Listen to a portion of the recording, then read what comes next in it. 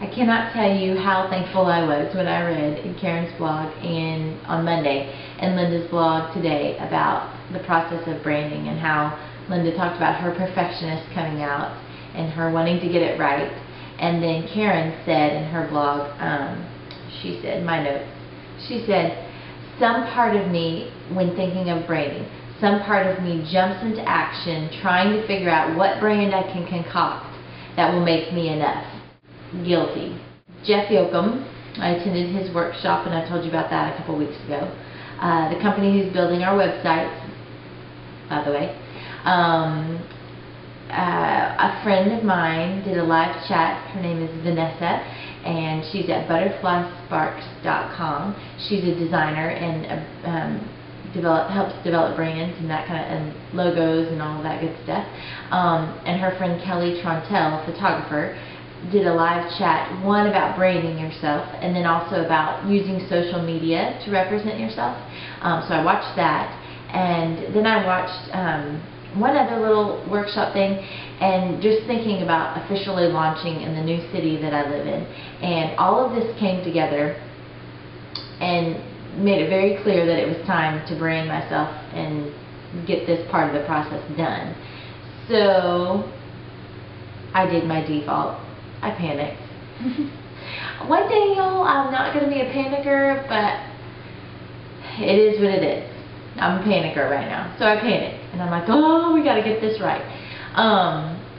But then I had a business call with Karen. And she said, what do you need to work on right now? And I said, I've got to nail down my brand. And she said, I know exactly how to tell you, to help you do that. And I said, hallelujah, let's do it. So the first thing she had me do was write down a list of qualities for which I wanted to be known. And I said things like warmth and relational. That relationship is a big deal for me. Creative. You know, and as I said these words, she had a dictionary and a thesaurus out. And she would read the definition of the word I would say and then tell me related words from the thesaurus. And that just really helped spur ideas and kind of help keep the list going. Through talking, I came up with the word that I knew when I said it, it was it. And that word is soulful. And soulful is important to me because soulful is authenticity. I've spent the better part of this store year worrying about what everybody thought and trying to be enough, and it's just no fun. So do you know that I still haven't even posted pictures to the forum for like critiquing, because every time I go to do it I'm like, oh, I'll just do it next week. Because I just don't want to fail, you know what I mean?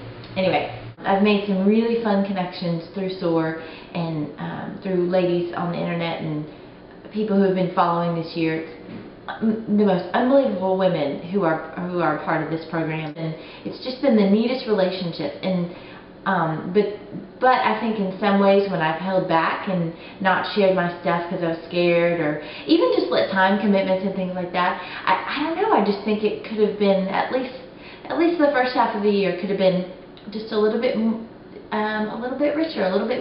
I could have learned a little bit more, whatever. But anyway, the good news is it's not over.